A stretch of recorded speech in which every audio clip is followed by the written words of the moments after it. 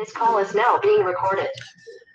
Boa noite, gente. Tudo bem com vocês? Vamos para mais uma aula de metodologia do ensino de matemática.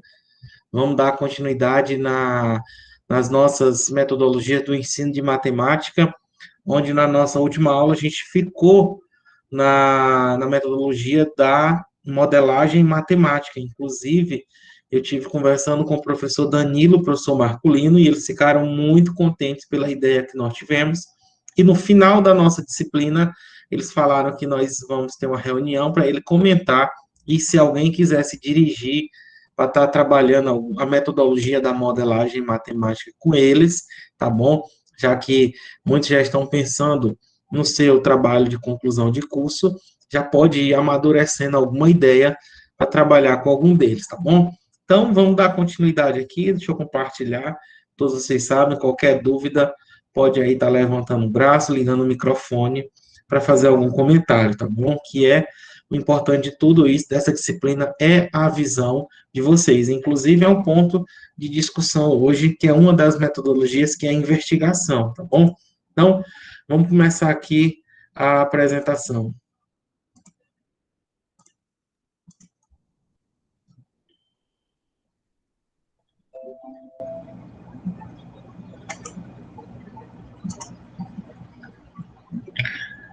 Bem, gente, na nossa última aula a gente começou as metodologias, tá bom, do ensino de matemática. Alguns trabalham com tendência do ensino de matemática. Nós trabalhamos a modelagem, vimos como é que ela pode ser trabalhada, alguns pressupostos, tá bom? Então, na nossa aula de hoje, nós iremos começar, tá? Exatamente pela metodologia da resolução de problemas, tá bom? É uma das metodologias que mais se utiliza hoje dentro da matemática. Fala-se muito que a matemática ela está associada diretamente com a resolução de problemas, mas vai existir uma grande diferença de você simplesmente tentar resolver um problema ou criar uma estrutura de resolução de problemas, onde também tem uma metodologia que ela está em ênfase, tá? Inclusive, é o professor Pedro Sá, que ele defende muito a metodologia da resolução por atividades. O que é que difere a resolução de problemas para a resolução de atividades? A resolução de problemas, ela vai buscar a construção dos conceitos e teorias para se fundamentar na resolução destes problemas. Já a resolução por atividades, o aluno, ele cria a seu próprio formato de resolução, tudo bem? Então, são coisas distintas, tá bom? Para que você futuramente possa estar pesquisando e ver. Resolução de problemas é uma metodologia e resolução por atividades é outro. Essas atividades envolvem jogos, envolvem o uso de tecnologias, tá bom? A resolução de problemas que a gente conhece, não. Ela está voltada exatamente para resolver questões de livros, de concursos, de provas, tudo bem? Então, olha só o que é que ele diz aqui, tá bom?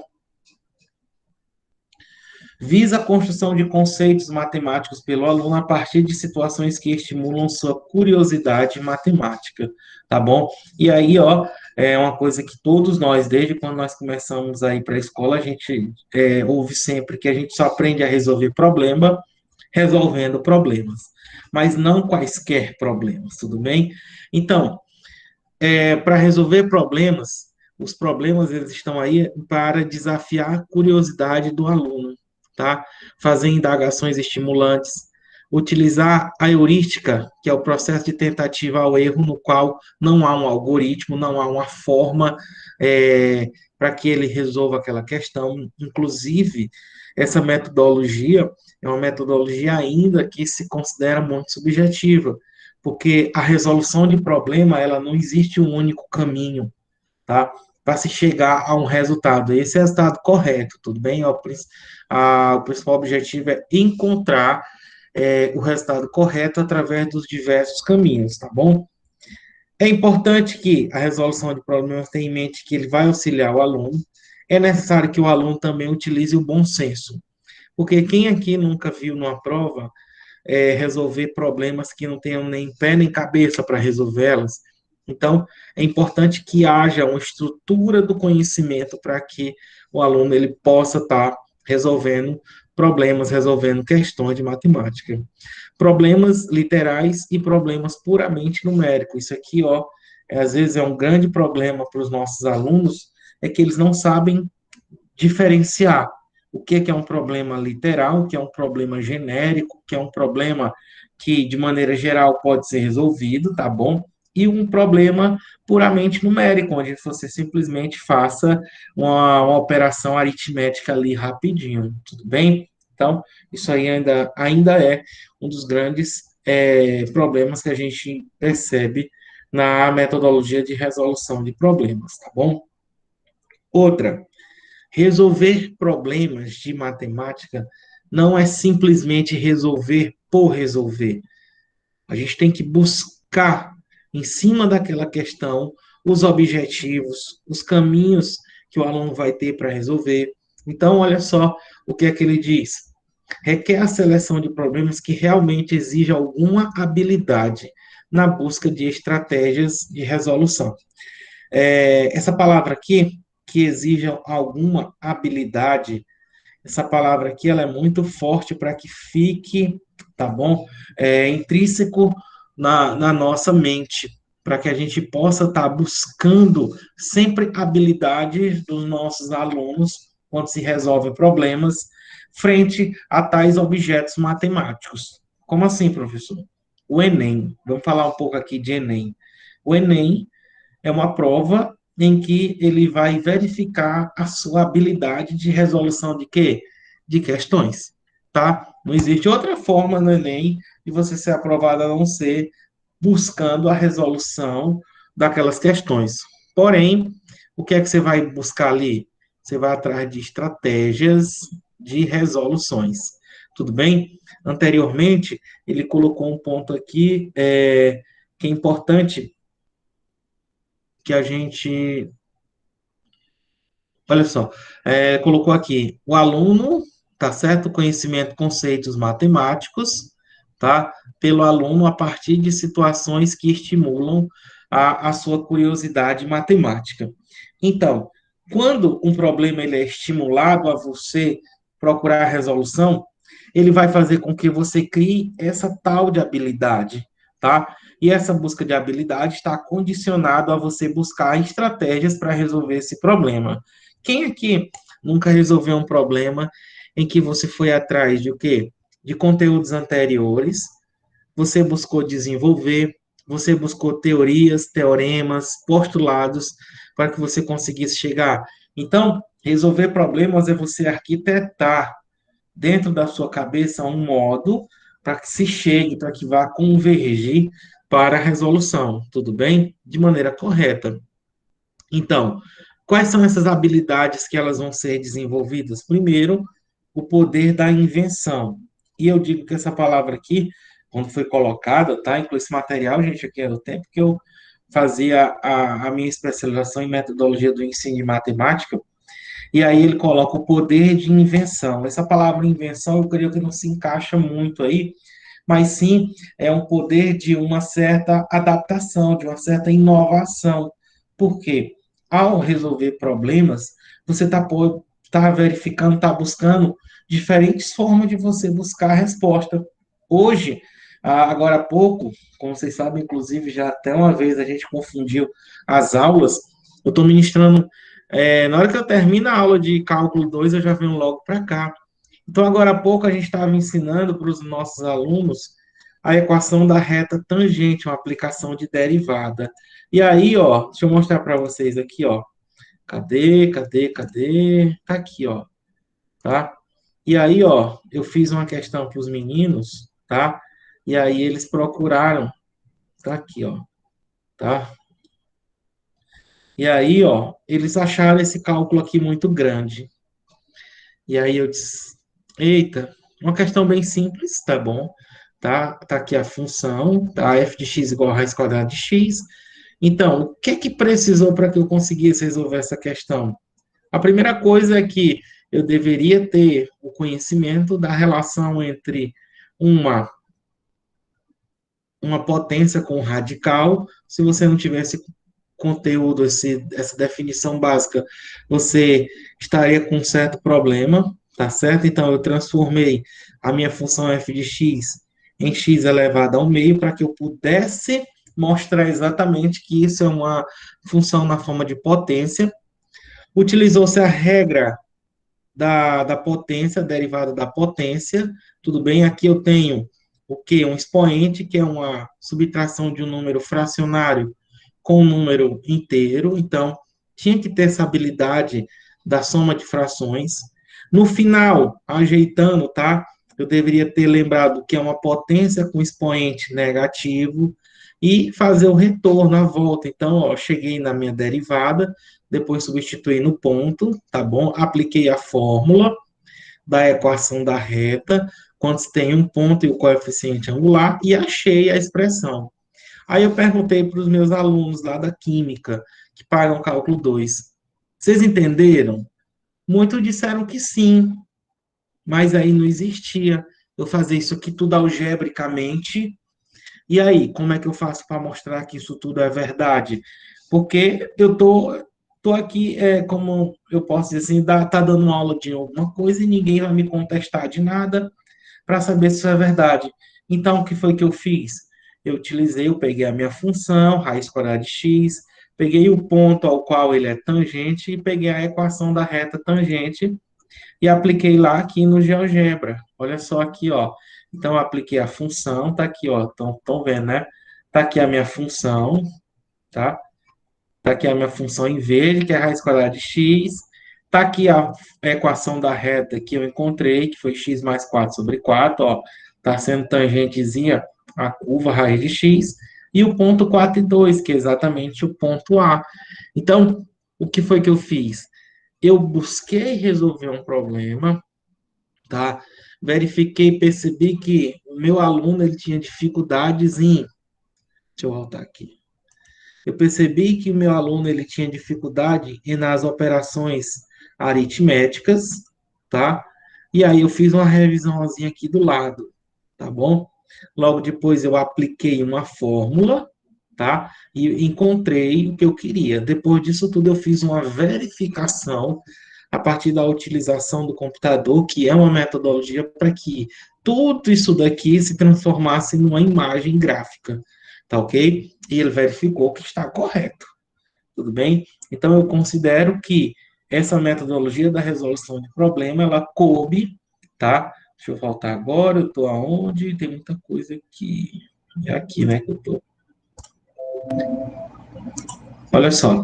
Então, gente, eu considero que a forma como eu resolvi, tá?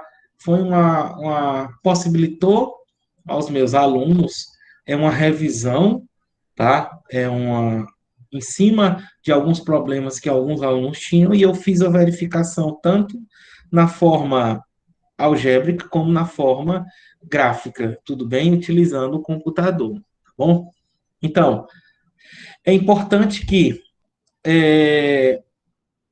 eu estou aqui, tá bom? Então, esse poder de invenção, a gente vai dizer que não seria nenhuma invenção. Vamos colocar aqui um asterisco que sim, uma atualização, como sendo uma mudança de comportamento, tá? Porque inventar, ele não vai inventar, tudo bem? Ele simplesmente vai se buscar uma nova forma de pensamento.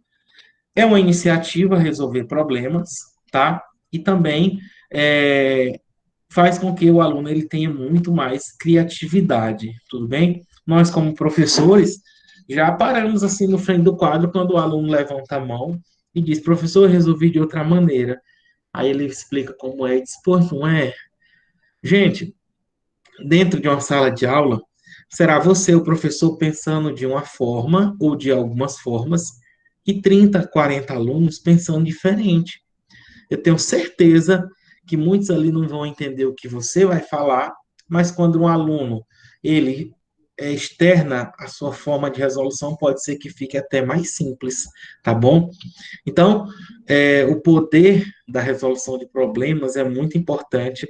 Muitos alunos terminam a graduação de matemática buscando a metodologia da resolução de problemas, onde foi que os alunos aprenderam de maneira incorreta, que é exatamente as misconceptions, que é problema em você que os alunos aprenderam e que esse erro no aprendizagem se propagou. Então, você pode estar verificando tudo isso daí, tá bom? Então, é uma metodologia que eu convido vocês a estarem lendo mais. Inclusive, quem for um dia trabalhar com resolução de problemas, esse cidadão aqui, ó, o Jorge Polya, tá? É considerado como sendo um dos grandes matemáticos que desenvolveram o estudo da resolução de problemas. Então, como ele dá aí, ó, algumas etapas, tá? Na verdade, ele coloca 4 etapas para que você observe como é que você deve resolver o problema. Primeira coisa é compreender o problema, tá bom? A compreensão desse problema através dos dados. O que é que um problema ele vai me trazer? Quais são as incógnitas e quais são as condicionantes, tá bom? Quais são as condições que a questão me deram, que foram dadas, para que eu possa relacionar os dados e as incógnitas, tudo bem? A outra é estabelecimento de um plano, é criar estrutura em você mesmo para que você possa estar construindo a resolução daquele problema, tá? E aí ele vai a conexão entre os dados e as incógnitas, se existir as incógnitas, se não for um problema aritmético direto, tá bom? Outro, você vai atrás de problemas auxiliares. O que é isso? São aqueles problemas que você já buscou resolver. E aí, ó, eu lhes digo, gente, a matemática é impossível que um professor ensine todas as resoluções de problemas, mas o professor ele vai te dar a condição de uma base, tá bom? Teórica, algumas práticas, para que você possa tá te auxiliando na resolução de outros problemas. Vocês concordam, né? Não tem como. Não tem, seria muito bom se existisse um número limitado de questões, mas ainda bem que não. Existe uma infinidade de problemas, existe uma infinidade de aplicações, e essas aplicações elas vão estar associadas a determinados objetos de matemática. Essa semana eu estava lendo alguns artigos e nela eu vi um ponto muito importante que eu tinha muita dúvida. Por que que isso tem em alguns livros, outros não, tá? Algum de vocês, inclusive nessa disciplina a gente vai fazer um trabalhozinho baseado nessa ideia, é que a gente vai avaliar livros. Vocês já se perguntaram por que que alguns livros têm determinados conteúdos e outros não? Eu, particularmente, sou do tempo em que limite e derivada se estudava no ensino médio, lá no terceiro ano, antes de entrar na universidade. Inclusive, lá na prova, no meu tempo não era Enem, tá? Eu não fiz Enem, fiz vestibular mesmo normal. Eu resolvi questões de limite e derivada, não da forma como se estuda no ensino superior, mas eu tinha uma base muito boa. Mas eu creio que algum de vocês no terceiro ano, me digam quem puder fazer o comentário, faço questão, viram números complexos, polinômios, equações polinomiais, cônicas, elipse, hipérbole e parábola. E quem foi que não viu? Viu só no ensino superior, acho que disciplina de geometria analítica que vocês pagaram, vocês devem ter visto é, as cônicas, não foi? Que eu particularmente já cheguei até a ensinar no ensino médio, tá? Números complexos muitos não devem ter visto, mas vão ver aqui de maneira bem rápida no ensino superior com o tópico de variáveis complexas, tá? Então, algum de vocês viram esses tópicos no ensino médio? Eu vi Resolvido? apenas números complexos. Essa parte de cônicas, elipse, hipérbole, eu não peguei, mas tinha no meu livro, só que o Tinha, professor né? não chegou a abordar. Aham. E aí eu te pergunto, se tinha no livro, por que que você não viu? Ah, eu não lembro agora, mas eu acho que foi por falta de tempo. A gente já estava chegando no final do ano, aí não deu para ver, porque era o último conteúdo do livro. A gente não chegou lá até, não deu tempo. Tá certo. Eu posso te dar uma resposta bem direta. Você não viu, sabe por quê? Porque não cai no Enem. Primeiro, o Enem não cobra isso, tá? Então, isso é uma resposta. Mas, você deve lembrar que depois do Enem existe vida. Você no terceiro ano, você não encerra seu ano letivo no Enem, não, né? Aí cabe ao professor dar, pelo menos, uma base para vocês, tá bom? Mas tudo isso aí, gente, faz parte de um tópico dentro não só da matemática, como todas as áreas do conhecimento chamado de ecologia didática, tá? A ecologia didática é exatamente a parte do ensino em que ela vai trabalhar os porquês, por que tais conteúdos associados ao currículo, associados às metodologias e principalmente a necessidade, tá, de determinados documentos de ensino, no nosso caso, foi os PCNs, logo depois a BNCC, que ainda não foi promulgada, que não foi aplicada de maneira efetiva, mas ele não vê nenhum desses dois documentos a utilização prática desses conteúdos como limite derivada, tá bom? Então, depois, tudo existe uma explicação. Por que limite derivada era no ensino médio, foi para o superior? Então, existe um momento da história que te diz por que tais conteúdos, o que é, por que é ensino fundamental? Alguém já se perguntou por que estudar a equação do segundo grau é no nono ano? É no oitava série, nono ano? O que é que difere a matemática do ensino fundamental para o superior? Quem foi que disse que tal parte da matemática é do ensino médio, do ensino fundamental? Já se perguntaram isso? Existe resposta para tudo isso, gente, tá? Então, é muito importante que vocês não precisam nem se aprofundar, mas que saibam que tudo isso existe uma explicação, tudo bem? Então, esses conteúdos fazem com que eles criem problemas, e esses problemas para serem resolvidos, tudo bem? Então, reduziu o quê? Esses conteúdos para que você pudesse entrar no ensino superior, porém, a aplicabilidade ficou bem maior, tá? Enquanto você tinha questões de resolva, determine e calcule, hoje, para se resolver um problema, além de ter o conhecimento teórico, você tem o quê? Você tem a aplicabilidade, tá? Voltando a falar de Enem, eu acho muito bonito as questões do Enem, porque você tem uma aplicação, você consegue enxergar para que está servindo tal problema. Então, você vai criar toda essa estrutura que o Polya falou, tá bom? Você vai criar esse plano e vai manter a conexão, a relação, a ligação entre os dados e as incógnitas, tá? Através de problemas auxiliares e problemas correlatados, problemas que talvez você já tenha até resolvido de maneira igual, porém, com alternância de dados, e as experiências passadas. O que é que você já conviveu, o que é que você já tem como experiência para estar resolvendo tal questão, tudo bem? E aí, você vai executar o seu plano. Primeiro, você vai verificar cada passo, você vai começar toda a questão, Oi. Só uma dúvida. Professor, Diga, Fala, Gustavo. Marcos, pode falar. Tá, vou falar. É só uma dúvida. O senhor falou que no ensino médio eles focam muito no Enem. Isso. Como a gente também, todo mundo já passou.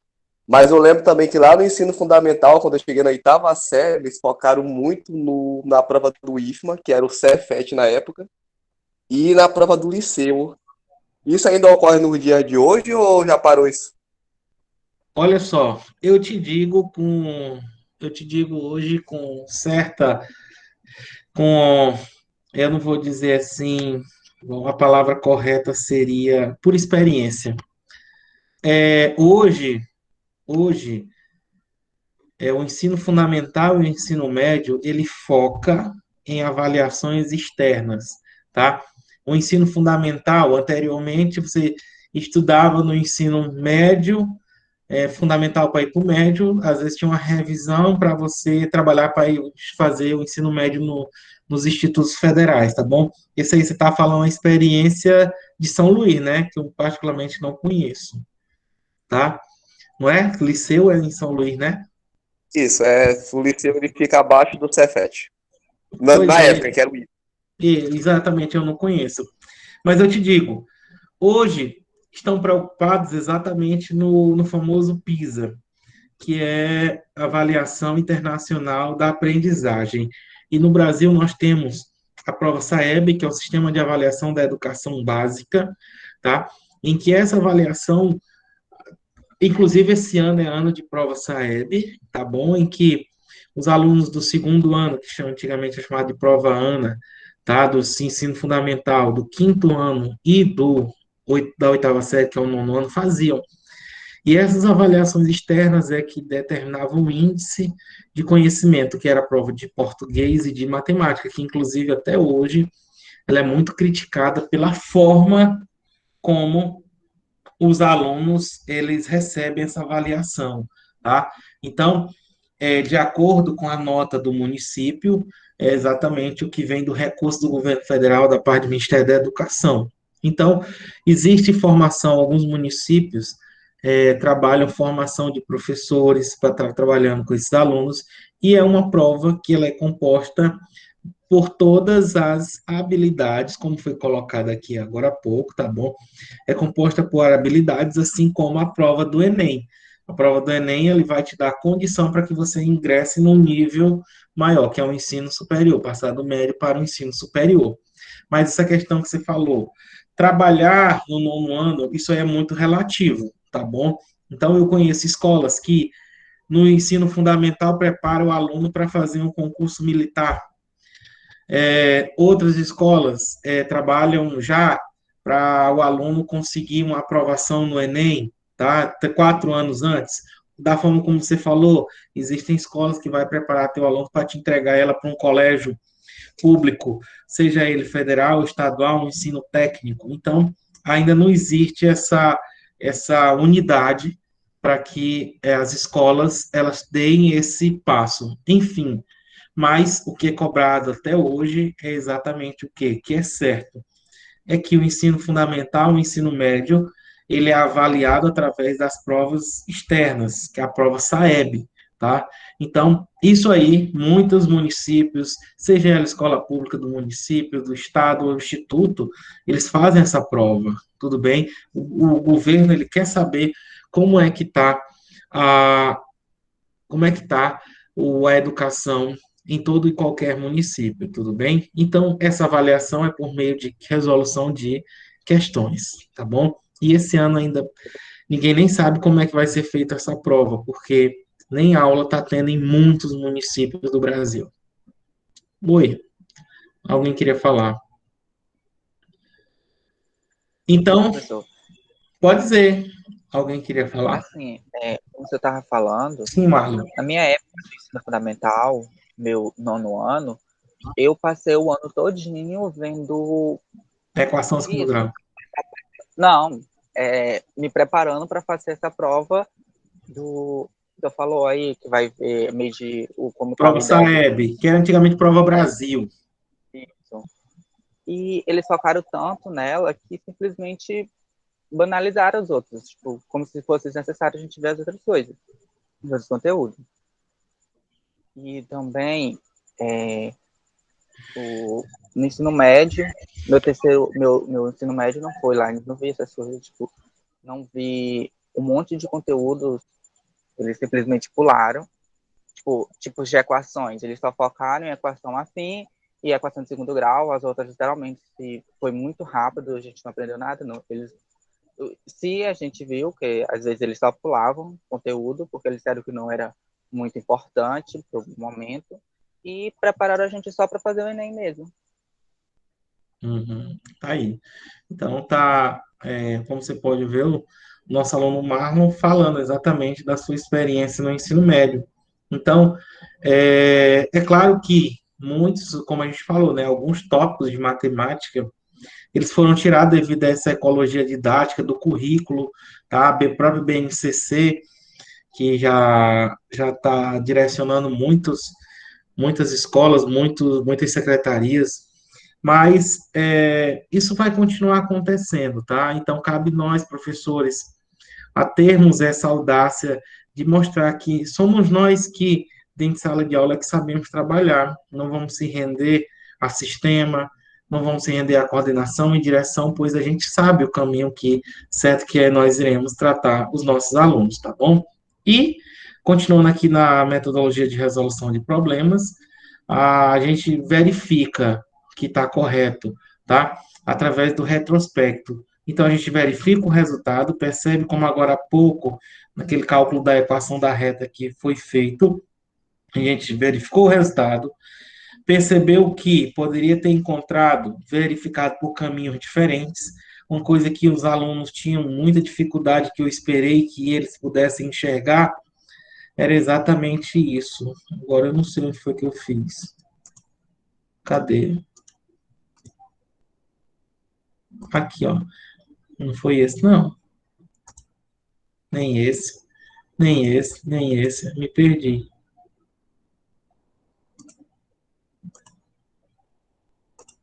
Aqui. Que quando chegar bem aqui nessa expressão, ó, a gente poderia ter parado tranquilamente, tá? Só substituir x por 4 aqui e não precisaria fazer tudo isso e eu ia encontrar também esse valor. O que foi que eu fiz? Foi uma reestruturação da questão para que deixasse ela na forma de radical, mas eu não falei para os alunos que eu podia parar aí, não, e esperei que eles conseguissem visualizar.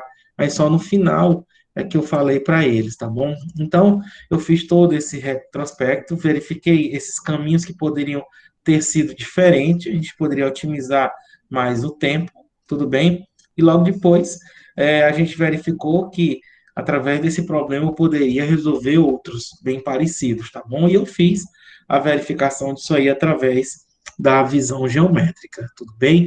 Então, está apresentado a vocês uma metodologia da resolução de problemas, tá? E sintam-se à vontade de futuramente quiserem trabalhar com essa metodologia, que é uma metodologia muito, muito, e ainda uma das mais tradicionais que são usadas em sala de aula.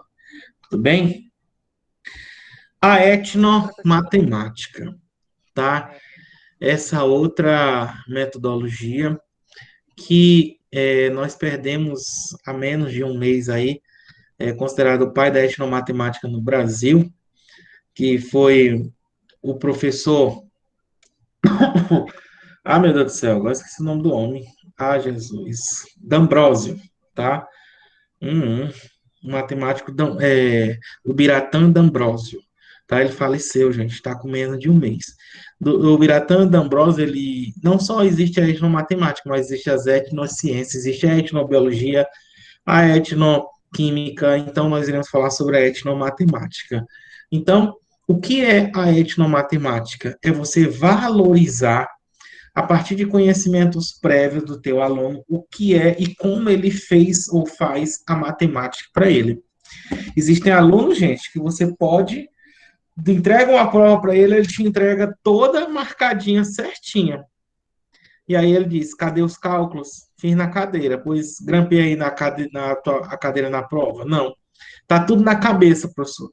Existem pessoas desse jeito, gente, que fazem cálculos, estruturam o cálculo todo na cabeça, mas não sabem transportar aqueles cálculos para o papel. Ele criou, ele construiu a sua própria matemática.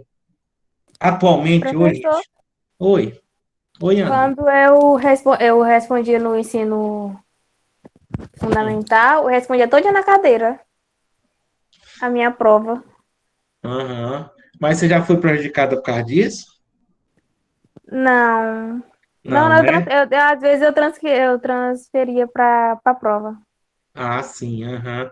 Então, pessoas, elas constroem. Hoje eu tenho não. Eu já tive alunos que eles não copiavam nada, absolutamente nada do quadro. Ele ficava só na dele, calado.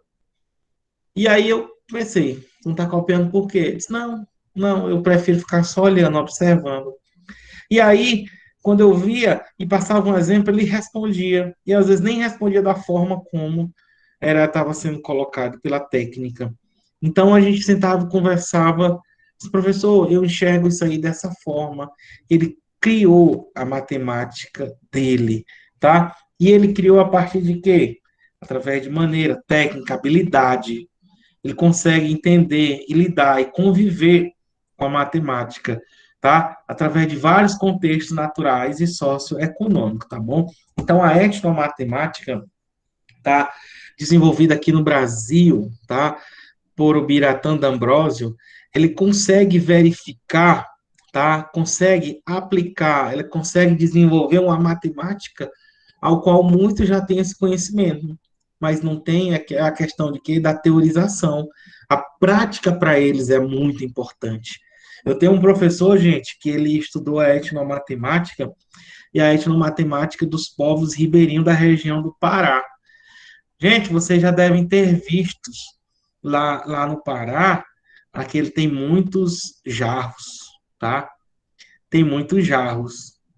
E dentro, nesses jarros existem tipo desenhos que eles vão fazer isso aqui, ó, tá? Tem uma variedade, tá? Aí ele começa a fazer isso aqui, ó. São curvas, tá? Mas isso aqui, o jarro, ele tá rodando aqui, ó, numa máquina, e aí ele tá modelando aqui com argila, e aí ele pega simplesmente uma faca, um metal e começa a riscar. Pois na hora que ele começa bem que esse ponto aqui, imagina só que ele começou daqui. É impressionante o poder dessa pessoa em estar fazendo gráficos, rotacionando isso aqui, quando é no final ele encaixa certinho aqui. Me diz, qual é o livro de matemática que tem explicando o porquê disso aí? Hein? Vocês entenderam, né? Tem aqui, ó, a ideia aí. Isso é matemática pura, gente. Tem um motor aí rodando, tá? E aí ele começa a fazer os seus artefatos no barro. Isso é matemática, isso é simetria, isso é geometria, que ninguém explicou para ele em livros, tá? E aí ele foi buscar, entender, por trás disso aí tem psicologia, por trás disso daí tem a psicanálise, tá? Porque como é que a cabeça do ser humano ela consegue fazer tudo isso aí sem auxílio de nenhum artefato tecnológico? Se eu vou fazer um negócio desse aí, eu vou ter que medir, eu vou ter que calcular o comprimento, né, desse círculo, tá? E aí depois eu vou estar fazendo certinho com a regra, mas tem gente que faz à mão. Então, isso é conhecimento matemático, isso é etnomatemática, tudo bem? E ele diz, ó, os povos encontram desafios e situações problemáticas advindo do seu meio sociocultural. São esses problemas, são essas situações, problemas que eles vão buscar resolver, tá? Advindo do seu meio sociocultural, que geram conhecimento sempre voltado a seu contexto. Nós temos um trabalho de conclusão de curso do nosso aluno Gilvan. Ele fez um estudo sobre os vendedores do mercado de Codó. E aí ele foi procurar colocar alguns problemas para os vendedores foi lá do mercado do peixe, da feirinha ali para quem vai próximo, eu não sei o nome ali, eu esqueci. Ali próximo à Praça da Bandeira, aquele mercado, como é o nome dele? Hein, gente? Para o Mercado Enfim, Central. é o mercado central, né? E aí ele colocou situações, problemas lá para os vendedores.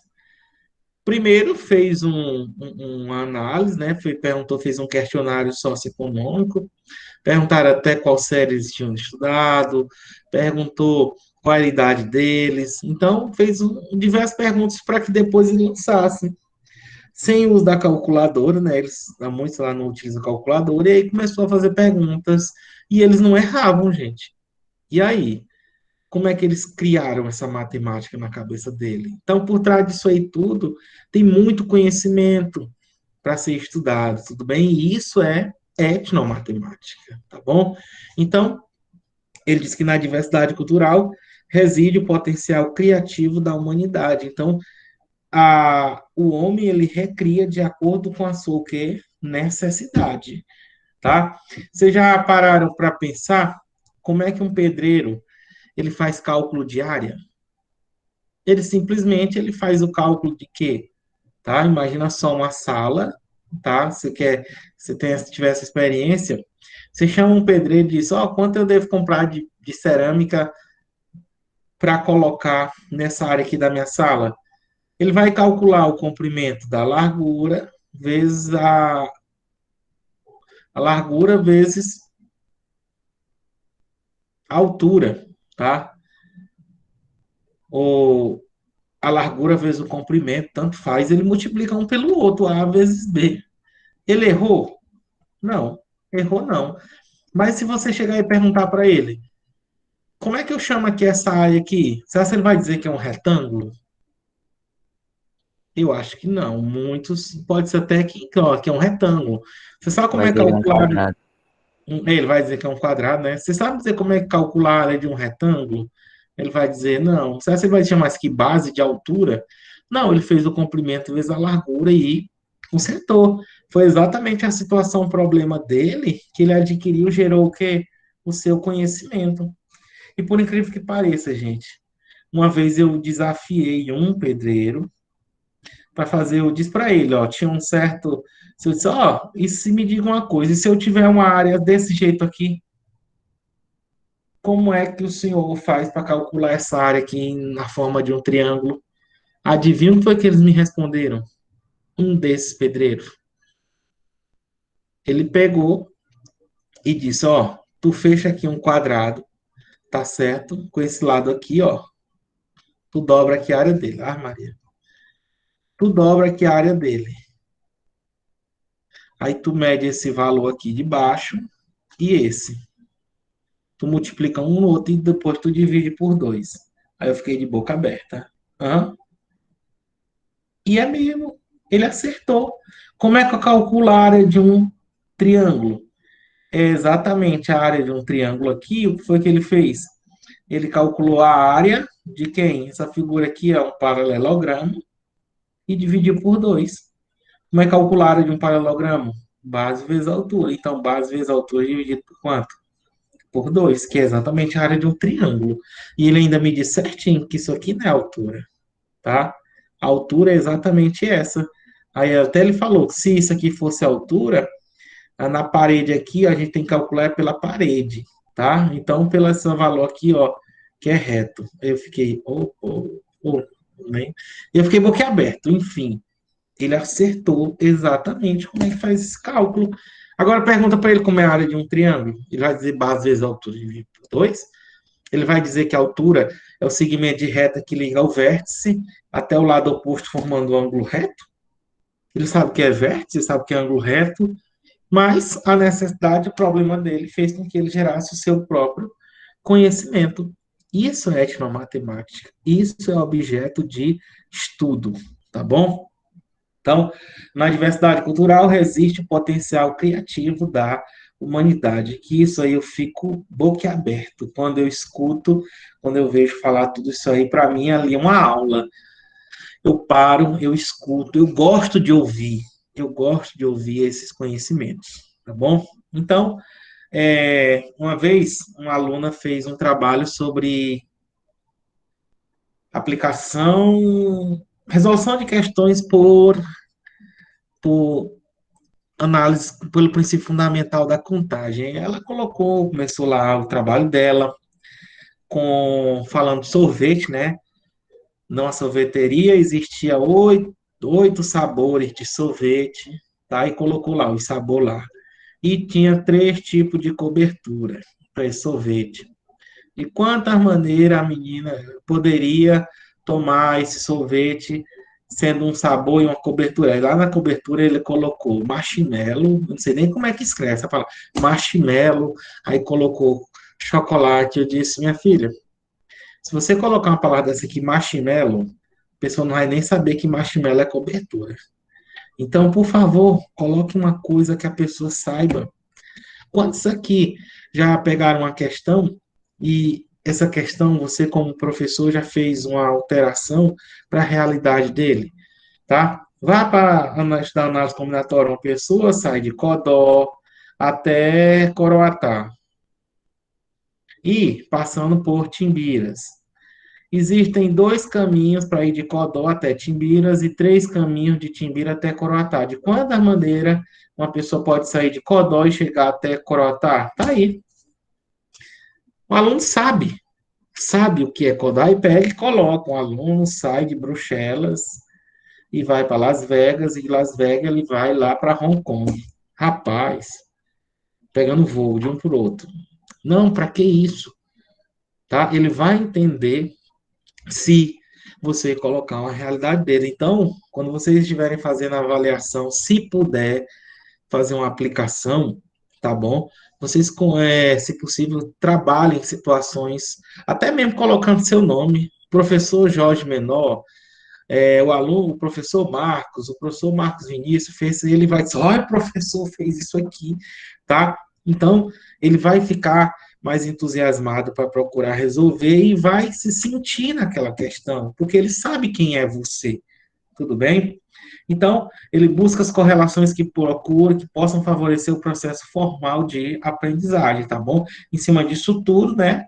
Tá? Eu faço essas relações com pessoas conhecidas, com locais conhecidos, com termos que a gente sabe, que a gente conhece, para trazer o quê? Um processo formal, tudo bem? E ele termina aqui, né? Uma educação para a paz. Essa paz aqui, gente, que ele quer destacar aqui é exatamente que você pode conviver em paz com o conhecimento através do que você já conhece, tá bom? Deixa eu ver se ele traz aqui. Pronto, antes de passar para a história da matemática, fala um pouquinho sobre a etnomatemática. Alguém poderia me dizer o motivo pelo qual a etnomatemática ela ainda não é tão utilizada, vamos dizer assim, não é tão utilizada quanto a resolução de problemas? Alguém poderia me dizer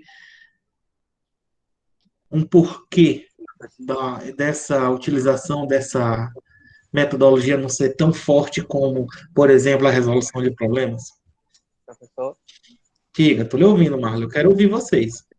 Assim, eu acredito que pelo fato dos livros não abordarem ela, porque normalmente os livros abordam mais aquilo que está amparado em teorias e práticas, e a étnico-matemática ela está mais voltada só na prática. Você pratica determinada situação e a partir dessa situação você vai aplicar aquilo que você aprendeu na teoria, só que de um modo diferente. E esse modo diferente, às vezes, não é bem visto pela educação, pelo sistema. Porque na matemática, às vezes, as pessoas procuram mostrar um caminho, sendo que, às vezes, esse caminho não é o único. Para você achar uma resposta, você não pode ir pelo um caminho único. Você tem diversos caminhos. Mas a gente é instruído a seguir um único caminho. Uhum. Marlon, eu vou lhes dizer aqui, eu já disse a vocês que um dos principais objetivos dessa disciplina é a gente estar discutindo, né? É muito bom a gente estar ouvindo vocês. Porém, é importante o quê? É importante a gente saber que o conhecimento matemático, uma parte mínima dela deve ser considerado essa matemática que a gente está tentando construir junto com vocês, tá bom? A matemática de formação dos professores. Ela não vai ser formada dos livros didáticos, tá, gente? Ela está sendo formada a partir de relatos, artigos científicos que vocês devem estudar, devem ler para que possam estar se baseando, tá bom? E é exatamente nesses textos que a gente vai ver que a estrutura da educação matemática, ela sofreu e sofre várias alterações, que inclusive nós estamos em um processo de mudança com a aplicação da BNCC. Mas, gente, a nossa educação matemática, quando ela foi instituída aqui no Brasil, tá bom? Isso aí por volta no início do século XIX, 1820, tá? Ela foi instituída através dos europeus. A nossa matemática, ela foi, ainda hoje os documentos oficiais são baseados em práticas educativas europeias, tá?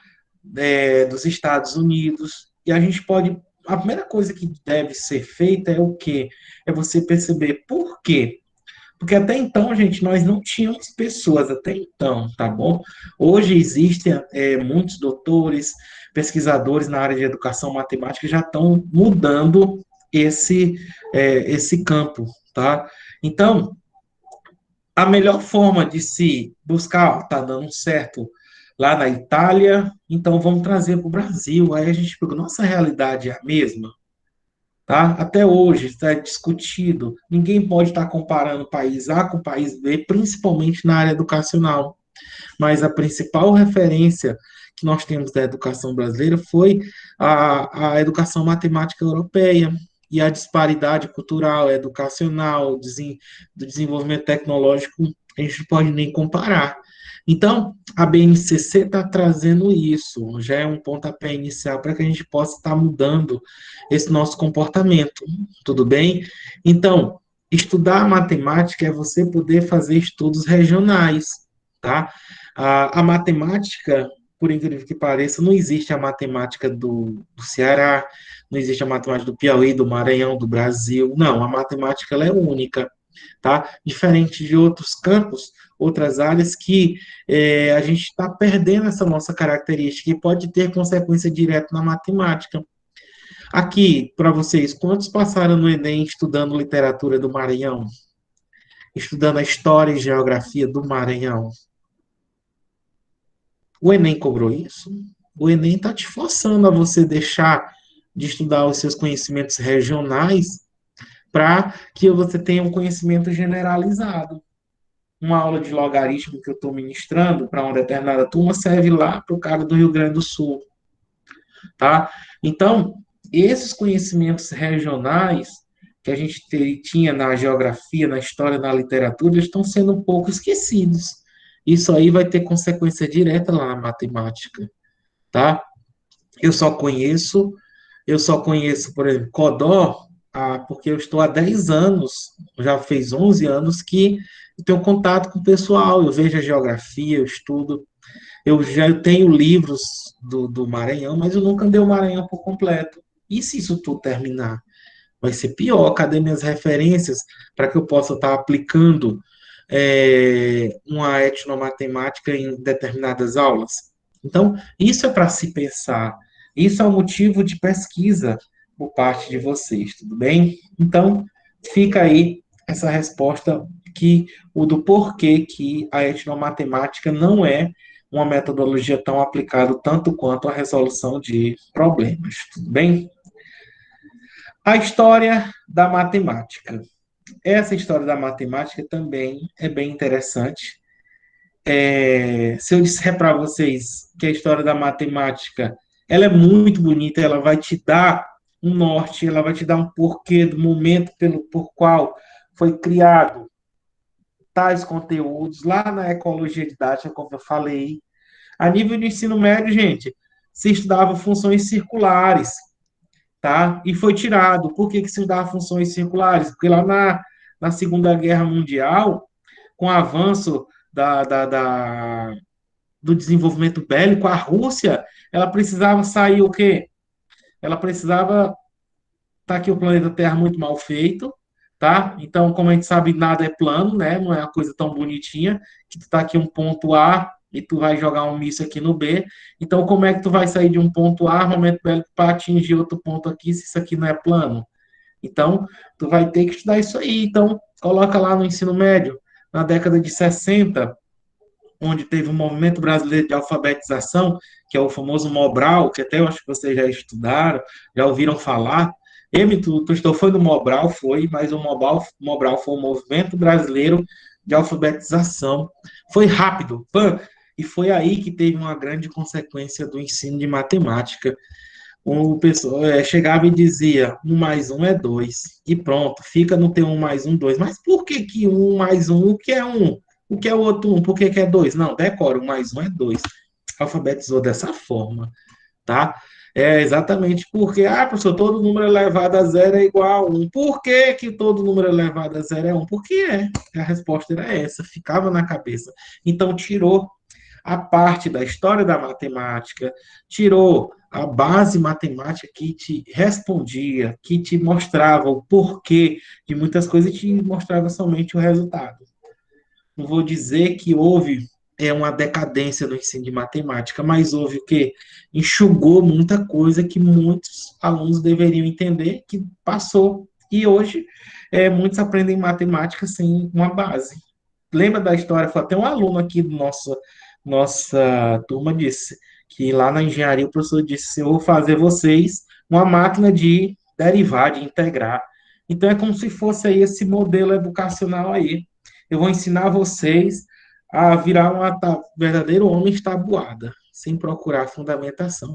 E na história da matemática, ele vai te oferecer uma importante possibilidade de uma maior compreensão da evolução dos conhecimentos matemáticos.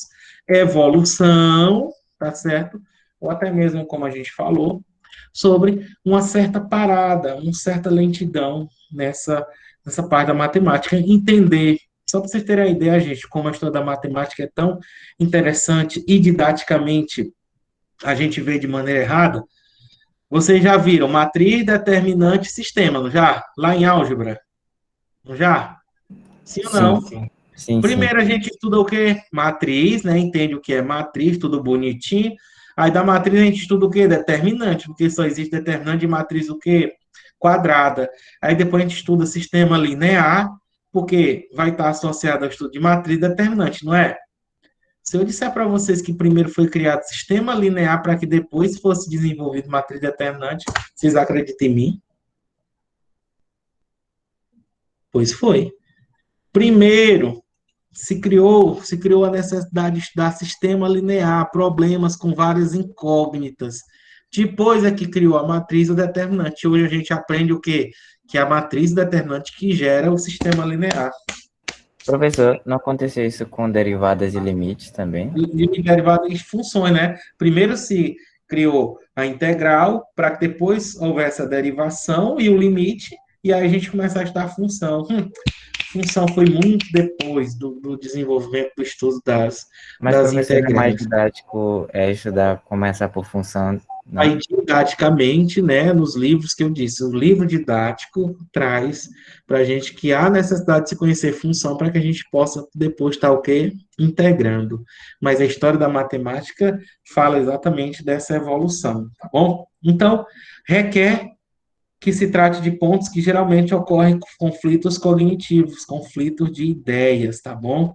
E muitas histórias em relação à matemática, que depois a gente pode até selecionar algumas delas, que é bem interessante, tá bom? Meu Deus, já é 9h30. Caramba. Tecnologia da informação, que é muito importante, é o uso da computador, né? As técnicas em suas diferentes formas e uso constituem um dos principais agentes de transformação da sociedade pelas implicações que exercem no cotidiano das pessoas. Isso aí quem foi os parâmetros curriculares nacionais, onde ele diz em um dos seus trechos do seu texto que é importante a utilização dessas técnicas, tá bom? E lembrar que a palavra tecnologia é nada mais, nada menos do que um conjunto de técnicas, tudo bem? Então, se eu vou resolver uma equação do segundo grau, eu vou utilizar uma técnica, que é a fórmula de Bhaskara. Outra, eu vou usar a soma e produto. Então, aquilo são as tecnologias utilizadas para a resolução de um objeto que é equação do segundo grau, tudo bem? Os jogos. Eita, gente, já está terminando. Meu Deus do céu.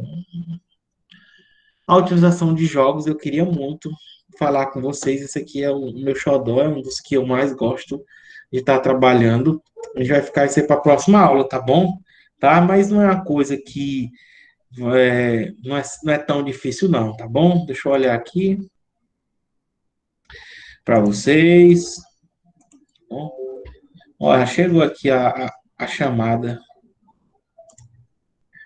Eita, gente, a aula hoje passou rápido demais. Meu Deus do céu. Que bom, tá? Que quando a gente começa a discutir, a gente começa a falar, a aula flui. Então, gente, na próxima segunda vai estar no Classroom uma atividade, tá bom? Em que essa atividade eu vou querer que vocês coloquem suas opiniões. É uma atividade bem subjetiva, tá? Ninguém vai estar necessidade de estar